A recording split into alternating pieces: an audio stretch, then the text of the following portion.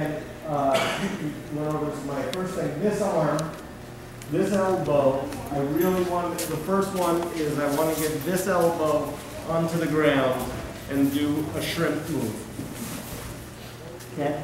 Once this elbow's on the ground and I drive here, then I'm essentially out. Man, I can come, I can that was a strong shrimp. do it all. Very strong shrimp. I got a very bad rib. So and that shrimp pushed his shoulder real good too. So again, from here, this arm is going to try to hit the ground and then the shrimp away from him. That's number one. Okay, number two and three are sort of come in a pair. Okay, if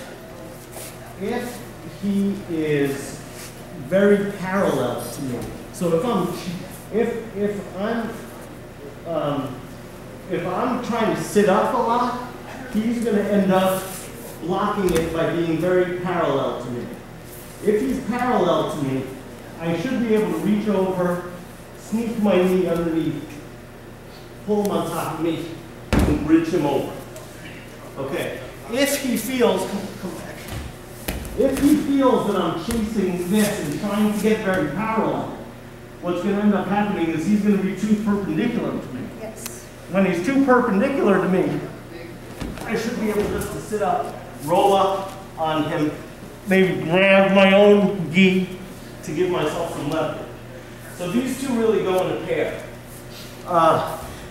Again, if he feels me trying to sit up, he may end up too parallel to me. If he's too parallel to me, then we're just going to roll together like a lock. I'm going to pull him onto me and bridge over, and he's going to come right over. If he feels this coming, if he's going to raise himself to be perpendicular, he's going to forget to guard to the back, and I'm going to pull him to the back. So these two are sort of complementary. You go one and then the other depending on his position, which is why when you do Kesagatame, you know, this foot's guarding to the rear, and this foot is guarding to everything else essentially. But you really want to guard both to the rear and to the side. You want to have as big a base as possible. So the third, so that's 1, 2, and 3. 1 is shrimp. 2 is make yourself a log and get parallel. 3 is sit up because he's too perpendicular. 4. So 4 is. We actually did the drill for that one.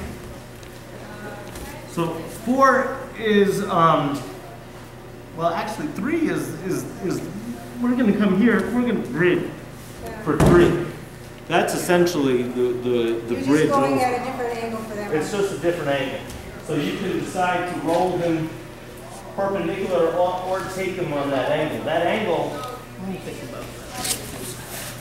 So if I'm here, once I'm nice and tight here, if I'm able to grab him tight and take him over in the roll because his base isn't big enough or because I'm able to, the thing that makes this one work is being able to bridge and have some leverage off of my head. So if your Kesagatame, come back, Kesa, what so Kesa, if your uke is letting this head down, and so that you could post that way, then and you could get that leverage, go ahead. That's why a lot of people, the way to prevent that is to really pull up on that head, put that shoulder underneath your knee, grab your knee here. We did that Monday. This is the Makura Kesa, we did that Monday, yes. which I'm grabbing my own knee. But even regular Kesa, if you're grabbing his own collar, you want to lift that, keep that head up. If that head is up and this knee is under his shoulder, he's not going to be able to post at all. And then the other thing that's key is I have a wide base here, but also I can torque him into me and take the breath right out of him. But if this is loose and he's able to post, then go ahead, then I'm just going to go right over. So that's I guess that is a different thing than the roll over like a log and sneaking your knee underneath. So those are 4 good escapes, and they work well in the series again, you know, because chasing that leg like you're going to roll him like a log, then sit right up right immediately, or keep trying to sit up, and then as he's become much more parallel to you, get that knee under and roll him like a log.